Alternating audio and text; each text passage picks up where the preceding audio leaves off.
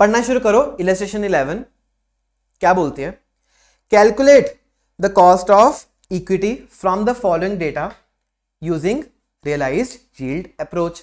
अच्छा, डिविडेंड पर शेयर, ठीक है, ईयर 1 2 3 4 5, तो 5 सालों का आपको डिविडेंड दे दिया यहां पे, ठीक है, और दे दिया प्राइस पर share at the beginning.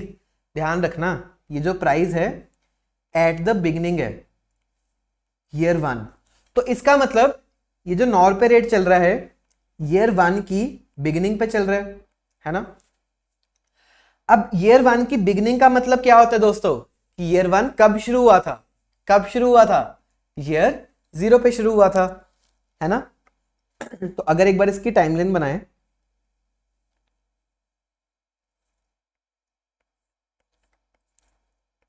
Year 0 1 2 3 4 और 5, है ना। अच्छा, अब दोस्तों अगर यहां पे डेटा लिखा जाए, क्या आपके पहले तो डिविडेंड लिख दें यहां पे कैश फ्लोज के, डिविडेंड। अच्छा, यहां पे नहीं लिखा एट द बिगिनिंग, क्वेश्चन समझना थोड़ा सा कंफ्यूज हो जाता है बच्चों के लिए। यहां पे एट द बिगिनिंग नहीं लिखा, इसका मतलब ये डिविडेंड पर शेयर क्या है? फर्स्ट ईयर के एंड के ऊपर 1 रुपए, है ना। चलो कैश फ्लोज लिखो, 1 रुपए यहां पे, 1 रुपए यहां पे, 1.20, 1.25, 1.15।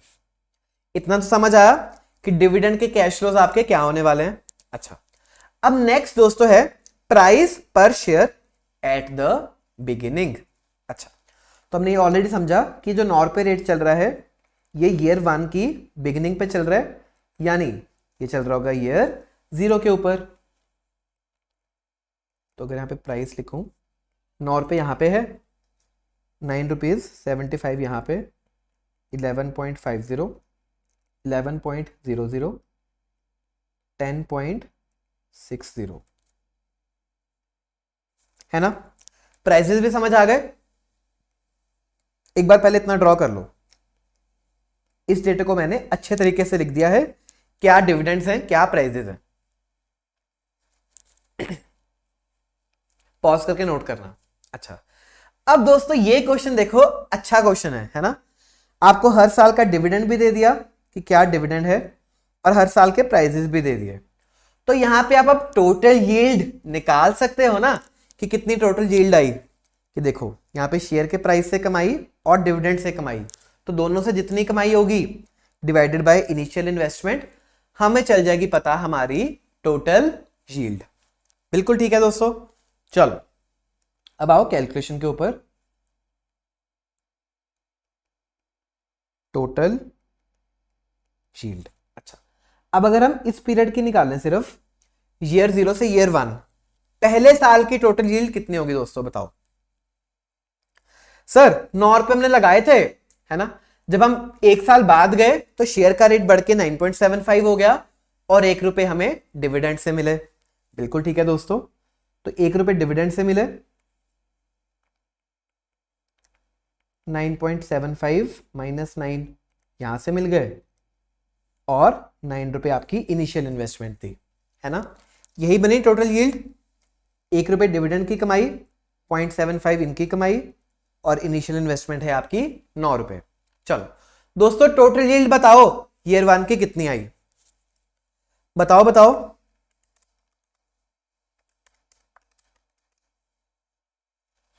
कितनी आई टोटल यील्ड?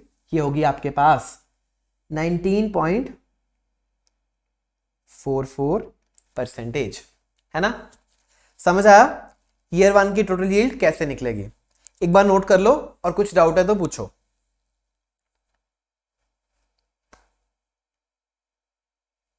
चलें अब आगे। अच्छा, ऐसे ही दोस्तों अब ईयर 2 की भी निकाल सकते हैं। ईयर 2 की निकालो।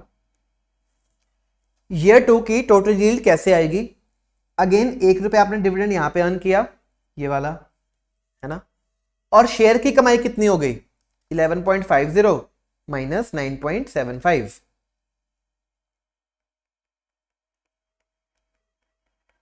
तो ये होगी आपकी शेयर की कमाई। अच्छा, अब दोस्तों हम सिर्फ जो यील्ड निकाल रहे हैं ना वो इस पीरियड की निकाल रहे हैं, है ना, ड्यूरिंग दिस पीरियड।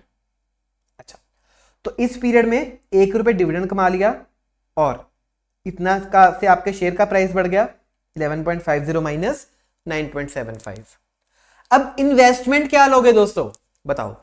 जब आप सिर्फ इस पीरियड की कमाई देख रहे हो तो इस पीरियड की कमाई के लिए आपकी इन्वेस्टमेंट क्या होनी चाहिए, कितनी आपकी, कितने से आप डिवाइड करोगे, बताओ। जब आप इस पीरियड की बात कर रहे हो दोस्तों, तो इन्हीं 3 कैश फ्लोज की बात कर रहे हो कि आपको मिल जाएगा, तो आपको लगाना कितना पड़ा दोस्तों, 9.75।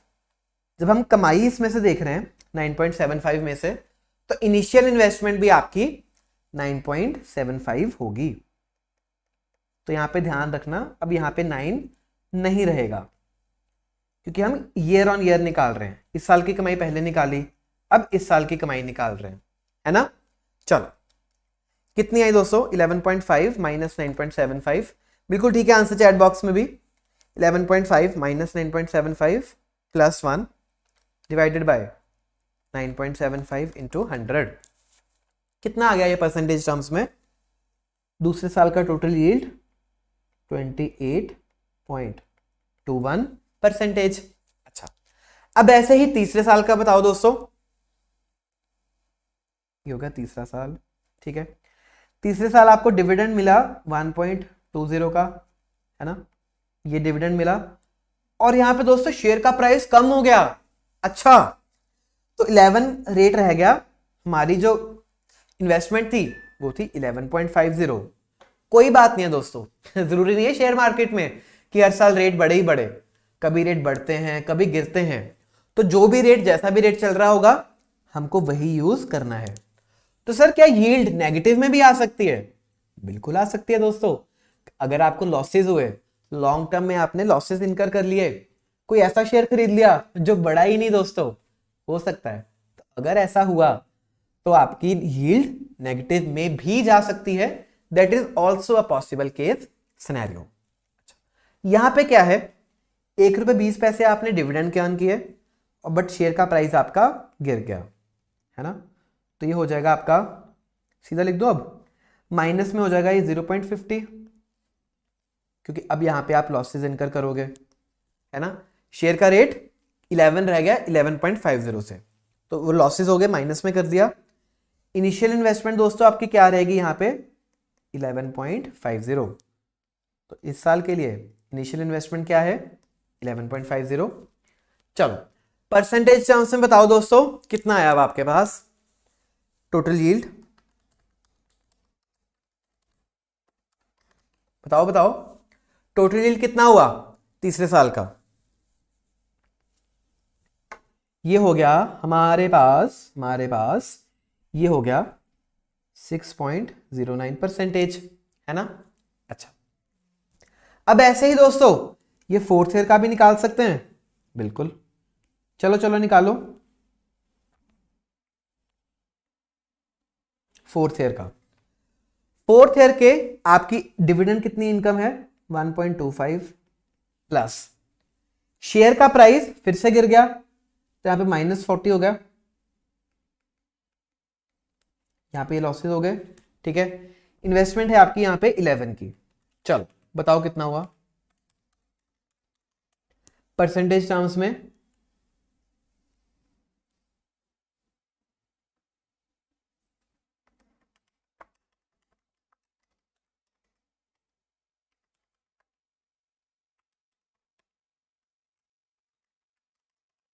बताओ कितना हुआ ये हुआ 7.73%,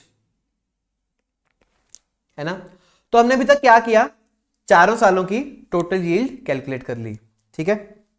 अच्छा सर अब ये फिफ्थ ईयर की नहीं कर सकते दोस्तों, कैसे करोगे, आपको जब ये फिफ्थ ईयर का प्राइस ही नहीं पता कि क्या रेट चल रहा है, तो ये डेटा क्योंकि मिसिंग है इसलिए हम ये फिफ्थ ईयर की टोटल यील्ड कैलकुलेट नहीं कर सकते। हमें ये रेट अगर गिवन होता तो हम अगेन इन दोनों इंफॉर्मेशन को यूज करके फाइंड आउट कर लेते हैं, नहीं गिवन तो ये नहीं हो सकता, समझ आया। अच्छा दोस्तों मैंने यहां पे आपको ऐसे टेबुलर फॉर्मेट में किया है ना, क्योंकि मुझे आपको ऐसे प्रॉपर करके दिखाना था। एग्जाम में आपको ऐसे नीचे लाइनों में लिखोगे, है ना, कि जैसे ईयर 1 का, ईयर 2 का, ईयर 3 और ईयर 4। अब प्रॉपर ऐसे बना के आओगे, ऐसे नहीं करोगे, ठीक है, ऐसे तो हम समझने के लिए कर रहे हैं। चलो एक बार नोट कर लो, फिर आगे चलते हैं।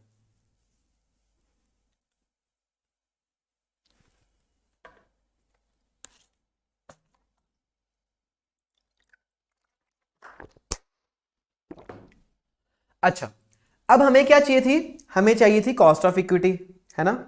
अच्छा, बट सर यहां तो ना हर साल का यील्ड ही अलग अलग है, टोटल यील्ड अलग अलग है।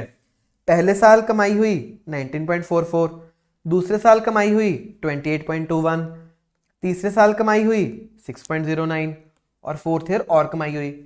तो जब चारों सालों की सर कॉस्ट ही अलग अलग है, हमारी जो टोटल यील्ड है वो अलग अलग है, तो सर इसमें से के ही कौन सा मान लें, क्या इसको के ही मान लें या इसको के ही मान लें, कैसे करें। अच्छा, तो यहां पे कॉन्सेप्ट आएगा CAGR का। सर अब ये CAGR क्या चीज है, मैंने आपको पहले बताया था ना, बाद में बताऊंगा, अब वो टाइम आ गया है। CAGR, अच्छा, अब CAGR के पहले तो फुल फॉर्म लिखो, कंपाउंडेड एनुअल ग्रोथ रेट। अच्छा दोस्तों, इसको कॉन्सेप्ट नोटबुक में यूज करना है ना, बहुत अच्छे से करना आप अपनी प्रेजेंटेशंस, ठीक है, ताकि आपको अच्छे से चीजें समझ आए। ये आपका कॉन्सेप्ट है। अब CAGR क्या चीज है, compounded annual growth rate, CAGR। Sir मतलब क्या है, देखना, अब ये डेटा ऐसा है आपके पास, हर साल का रेट अलग अलग है ना। हमें तो एक रेट चाहिए जो इसका एवरेज रेट हो, इन चारों का, जो इन चारों का एवरेज रेट होगा वही दोस्तों हमारे लिए बनेगा कॉस्ट ऑफ इक्विटी KE।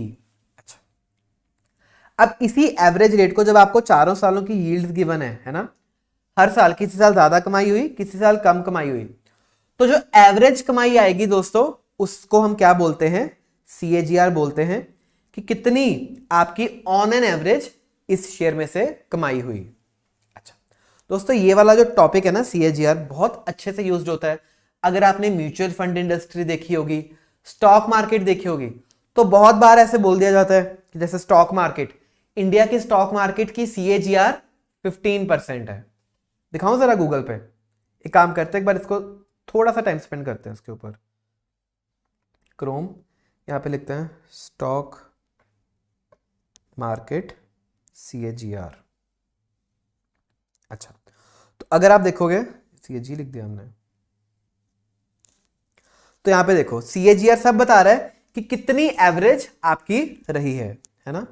अगर यहां पे इंडिया के स्टॉक मार्केट की बात करें तो अराउंड 15% हमारा CAGR चलता है। देखते हैं गूगल क्या बोलता है। ये देखो 13.4% है ना। सेंसेक्स का CAGR, सेंसेक्स क्या है, अगर आपने सुना होगा, जो BSE है, बॉम्बे स्टॉक एक्सचेंज, उनका एक इंडेक्स है।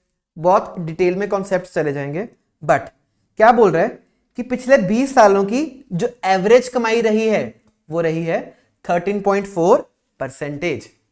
तो किसी साल ज्यादा कमाई होती होगी, किसी साल कम कमाई होती होगी, बट एवरेज ऑन एवरेज अगर हम देखें तो 13.4% CAGR रहा है मार्केट का। तो अगर आपने मान के चलो 1 रुपए लगाया और 10 सालों के लिए आपने इन्वेस्टमेंट रखी, तो ऑन एन एवरेज हर साल वो 13.4% से पैसा बढ़ा होगा।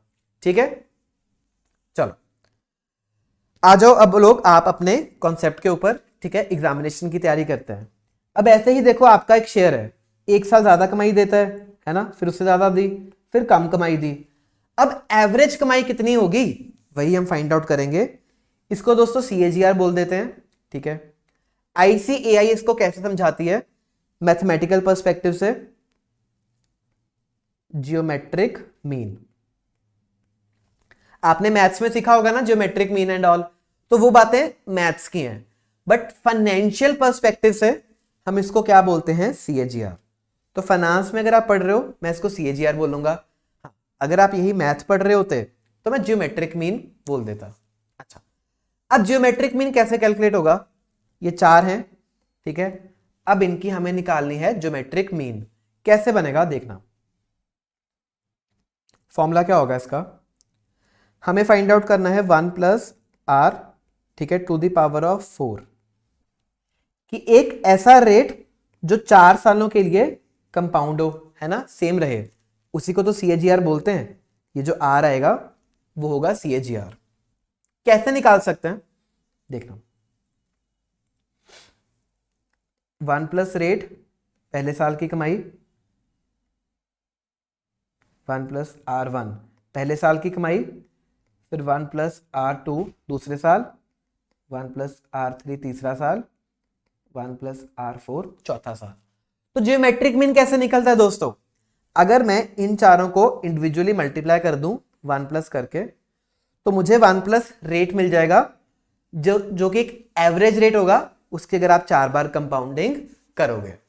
समझ रहे हो, अगर यहां पे आप फिगर्स डालोगे 1 plus R to the power of 4, पहले साल का रेट क्या चल रहा है 19.44%, है ना, तो ये हो जाएगा 1.1944 मल्टीप्लाइड बाय, दूसरे साल हो जाएगा 1.2821, तीसरे साल हो गया 1.0609, फोर्थ ईयर हो गया 1.0773। समझ आया। तो ऐसे करके हमने क्या किया, पहले इन चारों को आपस में इंडिविजुअली मल्टीप्लाई किया 1 प्लस करके, ऑब्वियसली, है ना। अच्छा, अब ये जो फिगर आएगी इन चारों को मल्टीप्लाई करके, उससे हम एक एवरेज रेट निकाल लेंगे, एक ज्योमेट्रिक मीन निकाल लेंगे। चलो दोस्तों बताओ जरा, पहले इन चारों को मल्टीप्लाई करके क्या आया, 1.1944, 1.2821, 1.0609, 1.0773, जो भी आया उसको कैलकुलेटर पे ही रखते हैं, अभी छेड़ेंगे नहीं, है ना। मान के चलो यहां पे मैं लिख रहा हूं इज इक्वल टू, ये कितना है 1.75018, है ना। कुछ ऐसे करके फिगर आ रही है, एक बार सॉल्व कर लो यहां तक। अच्छा, अब दोस्तों 1 प्लस आर कैसे निकल सकता है, अगर मैं इसको 1/4 कर दूं, 1/4 का क्या मतलब है दोस्तों, अगर हम 2 बार स्क्वायर रूट प्रेस कर दें तो सीधा आंसर आ जाएगा ना। 1/4 तो आप कैलकुलेटर पे सॉल्व कर ही सकते हो, इसके लिए हमें वो लंबे वाला फॉर्मूला को यूज करने की जरूरत नहीं है, क्योंकि देखो स्क्वायर रूट से क्या होता है, अगर आप एक बार स्क्वायर रूट दबाते हो तो इससे डिवाइडेड बाय 2 हो जाता है ना, 1/2 की पावर हो जाती है। तो अगर आप स्क्वायर रूट 2 बार दबा दोगे 1/4 की पावर डायरेक्टली सॉल्व हो सकती है। तो जो भी फिगर आई, ठीक है, अब यहां पे आप क्या करोगे, स्क्वायर रूट करो press 2 times, press square root 2 times, सीधा आपके पास 1/4 आ गया। दोस्तों आंसर बताओ क्या आ रहा है अब आपके पास, 2 बार स्क्वायर रूट दबाने पे ये हो गया 1.15। आर दोस्तों क्या रह गया, सिर्फ 15%, है ना। तो हमने क्या किया, देखो किसी साल कमाई ज्यादा, किसी साल कमाई कम, हमने एक एवरेज रेट निकाल दिया 15%। तो हम क्या बोल सकते हैं कि ऑन एन एवरेज पिछले 4 सालों में जो इन्वेस्टर की टोटल यील्ड रही है वो रही है 15%, इसको हम बोलते हैं CAGR भी, है ना। और यही जो आर आया, अब यही इक्वल टू हो जाएगा आपके KE के, यही है हमारा KE, कॉस्ट ऑफ इक्विटी। चलो समझ आया अब टोटल यील्ड को आप कैसे यूज कर सकते हो।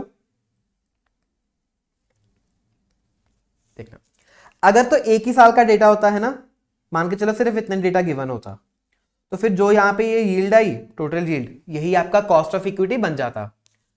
क्योंकि अब 4 सालों का डेटा था, पहले हमने 4 सालों की अलग अलग फाइंड आउट की टोटल यील्ड क्या है, फिर एक एवरेज रेट फाइंड किया जो इन चारों के लिए एवरेज हम यूज कर सकते हैं, उसी रेट को हम बोलेंगे कॉस्ट ऑफ इक्विटी। समझ आया क्वेश्चन, एक बार नोट कर लो फिर आगे चलते हैं। सॉल्यूशन आ गया आपके स्क्रीन पे, एक बार आराम से नोट कर लो।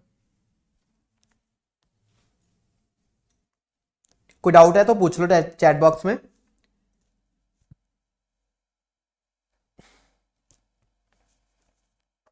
पॉज करके नोट कर लेना। चले अब आगे। अच्छा चलो चलो चलो, ओके दोस्तों, इसी के साथ हमने ये रियलाइज यील्ड के दोनों क्वेश्चन सॉल्व कर लिए। ठीक है, एक में हमने ये सॉल्व किया YTM मेथड से, क्योंकि अपने पास